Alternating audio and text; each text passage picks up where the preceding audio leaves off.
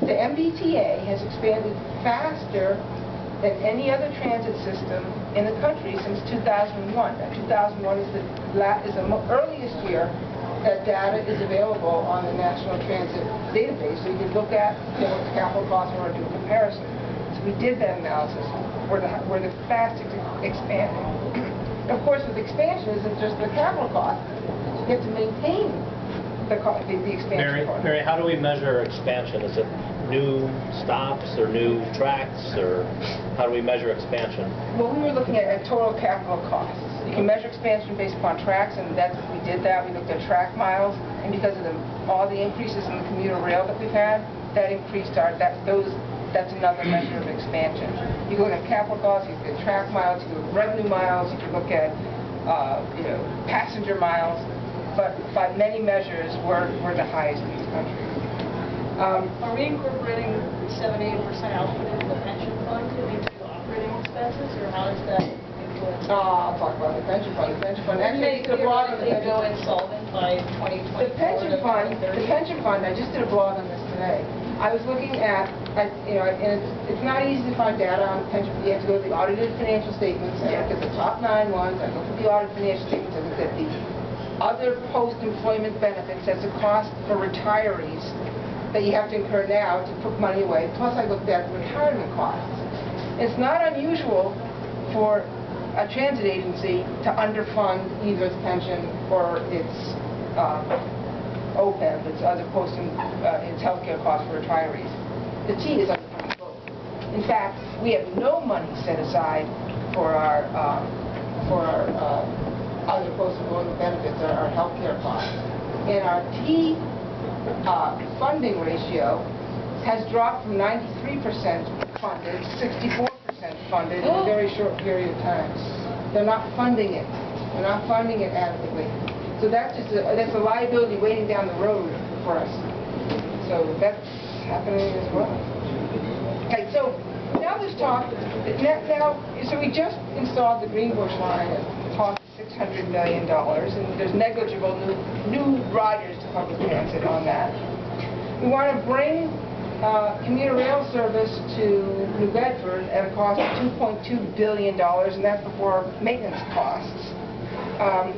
The T board authorized purchasing the rail rights to have commuter service to Gillette Stadium, daily commuter service to Gillette Stadium. They want to spend $1 billion or so to expand South Station, and the deferred maintenance continues to grow. You keep expanding unless you maintain what you have. We want to run a line from Pittsfield to That's another thing, but Connecticut's getting in the way. Connecticut's saying no. You need Connecticut in there. Connecticut. So what do you mean by buying commuter rail to Gillette Stadium? Isn't there a rail going there anyways? What are you paying for now? It's working. It's not functioning. It's not functioning. And they're going to build platforms, and it's not a huge expense item. But the question is, there's other stops right around there. Right. It's just going to take the stops. It's going to take the ridership from those stops. There's not if you do it, you think there's going to be a lot of new riders. But if you're just going to cannibalize from other stations, Bob Kraft is going to pay for that, right? He doesn't want that. He wants people to pay the the question is, do you expand it or do you fix what you have? All right. All right. Now, according to the state's transparency website, opencheckbook.com, head count at the T has risen by 900 since 2012. Total compensation costs have doubled since 2001. Now, talk with the retirement plan. The T has significant unfunded liabilities related to its retirement plan. It increased from the unfunded liability was $111 million in 2008. It's now at $855 million. So that's a huge. That comes from taxpayers. Ultimately, 60 to 78%. well, 70%, because taxpayers between the state subsidies and the local assessments are about close to 70% of the T spending. You could say that every time a dollar is spent is subsidized by the state. So any money that they put away for the pension fund is subsidized by the state, and they call it a private fund. But they're not putting enough away. They're not putting. If that liability is growing, ultimately someone's got to pay for it. So it's a huge issue. So now it's 63% funded versus 94%. It's really dangerous. It's dangerous, and the OPEB, which is rising too, that's like zero funded. There's no money set aside for that, and that's in the hundreds of millions too. It's a big issue, huge issue.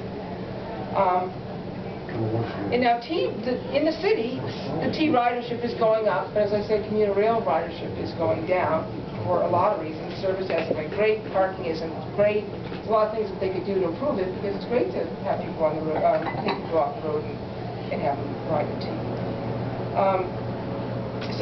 We did a report.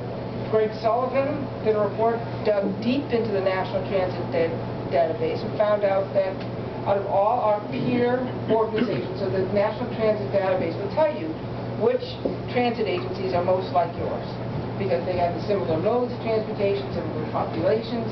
So we looked at our peer agencies, and we're the highest in operating costs on various measures, whether it's per capita or per track or mile or whatever it might be. We are significantly higher than our peer agencies. And the capital, just as an example, the T's capital funding, the capital's funding, from 1991 to 2003, per capita among our peers, we're at 2,356.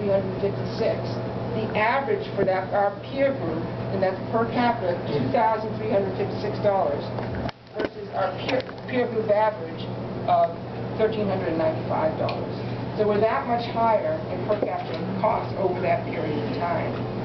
And some of you might have read the front page of today's Globe.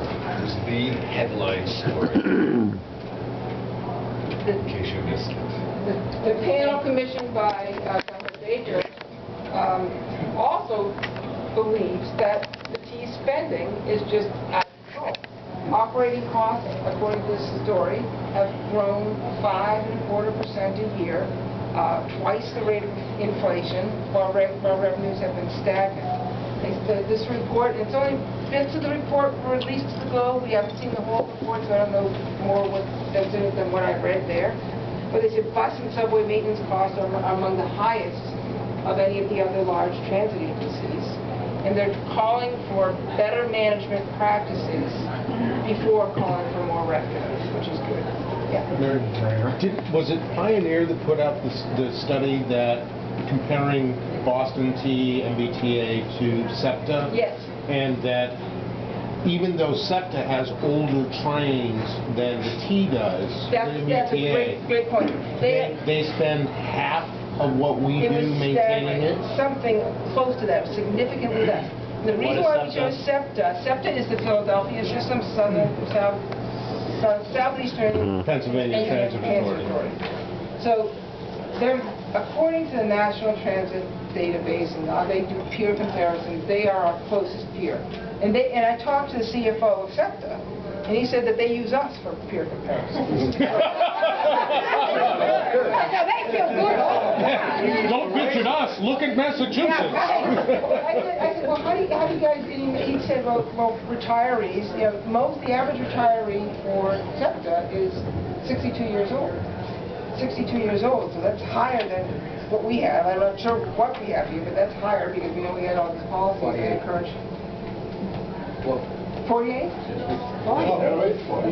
think they only have to work 23 years. Well, the guy who But you could have been grandfathered in for new employees. the guy who just left the Convention Center Authority, right, was 42 when he started collecting his $62,000 a year MBTA pension after putting in 20 years of service. And those people were grandfathered in, but new employees had to come in with So where do they go? 24? How many years? I think you can't, it's not 23 now, it's probably something like that. Okay. But what SEPTA does is that they say that they put a cap on salaries, they have a cap on pensions, it's like $30,000. They must also get Social Security, but MBTA gets Social Security too. But they also say, because this is the kicker, this is according to the CFO, they put They only pay for health care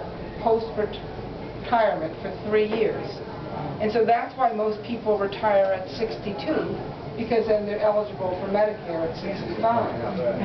So that's what they're doing. So that's I got good sense.